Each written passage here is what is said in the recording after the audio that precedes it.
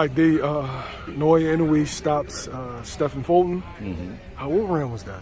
I think eighth.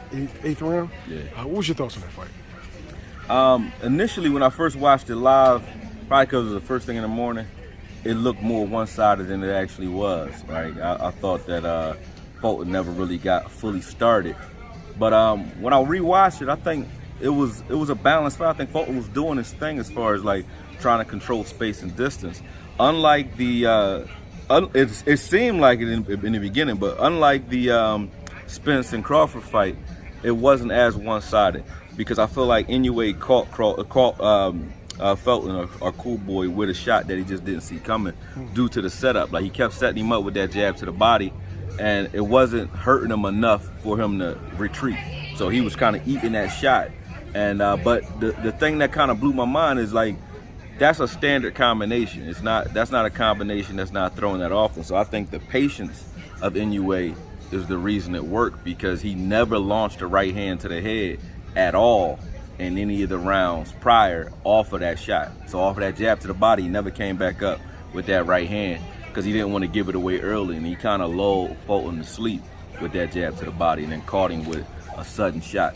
So I think that was just, Fulton getting caught with a shot and having a game plan that was like, to me, I don't think he should have walked him down so early. I think it should have been later in the fight when you start trying to like stand in front of him. But other than that, I feel like Inoue get all the respect he deserves. He a puncher. I respect Fulton for getting in there with him and like daring to be great. You know what I mean? Going for it. Same thing I feel for Spence and Crawford as well. I think like these are the fights this year. It's been a lot of it, but these are the fights that the fans want to see and need to see. And somebody got to take the L, man. Everybody can't be undefeated and facing each other at the same time. So, I think that's just the way the cookie crumbles. Let me ask you this: with the Spence and the Fultons, right? It seems like these fans, they tell you, chase legacy. We want to see the best versus the best. Then they try to shit on you. When they shit on you when you lose, it's like you said, somebody has to lose. Yeah, somebody had to lose that fight, and I think that if you look at that fight, that's why I said when I watched it again, it was less one-sided because Fulton caught him with a shot in the 7th round, almost knocked his head off, hit him with a good left hook, and he caught it with an overhand right, I think, in the 7th round as well, right before the knockout. So he was doing some work.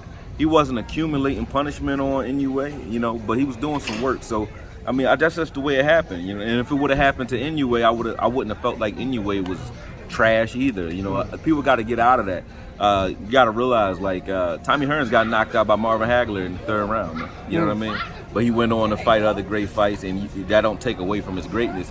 It only added to it because of the legacy or the resume that he actually had. So Fulton got Inoue on his resume. Inoue got Fulton on his resume. You get what I'm saying? Like, that's a necessity. So, how many Inoues he gonna come across? So I don't take nothing away from him for that fight.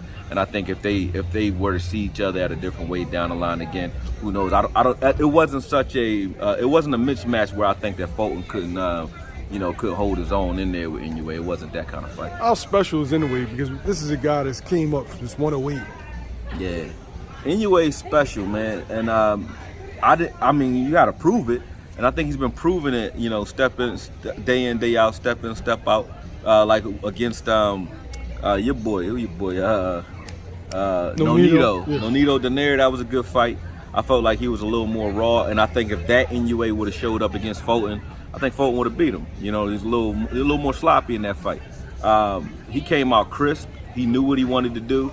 He installed his offense properly. Like I said, you have to be patient because a lot of guys think they see a shot and they'll try to jump on a guy when they're fresh and either get clipped in the process or they show their hand too early, and now you don't have that punch to rely on in the 8th round because Steve already knows it's coming. You get what I'm saying? So that patience, to me, that was like the most impressive part of his growth in his game. He's a lot more patient than he was before, because before in that Nonito Donaire fight, he was relying on the fact that he knows and he feels he's the better puncher than most of the guys he's in the ring with, and he tried to go ham. You know what I mean?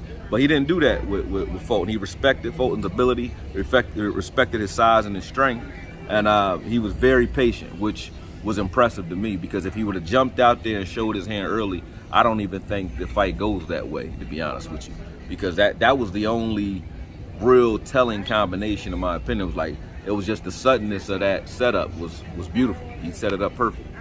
Set it up perfect.